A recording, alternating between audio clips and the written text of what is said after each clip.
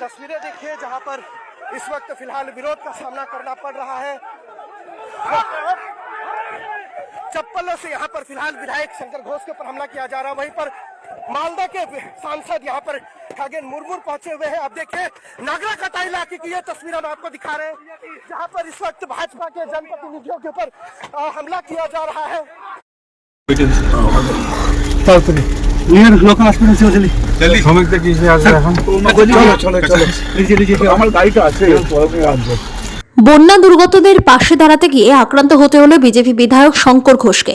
নাগরাকাটায় বন্যা দুর্গতদের সঙ্গে দেখা করতে যাওয়ার সময় তার গাড়িতে ভাঙচুর চালানোর অভিযোগ ওঠে। বিজেপি সাংসদ খগেন মুর্মুর ওপরে হামলার ঘটনা ঘটে। ইট পাথরের ঢিলে গাড়ির কাঁচ ভেঙে যায় বলে অভিযোগ। রাস্তায় দাঁড়িয়ে থাকা তৃণমূল কংগ্রেস কর্মীদের বিরুদ্ধে হামলা চালানোর অভিযোগ উঠেছে। বর্তমানে আমাদের গাড়ির অবস্থা দেখতে পাচ্ছেন, এই যে খগেনদা রক্তাক্ত হয়ে পড়ে আছে, গাড়িতে কোনো টাচ বাকি নেই। এই অবস্থায় আমরা দ্রুত বেরিয়ে যাচ্ছি।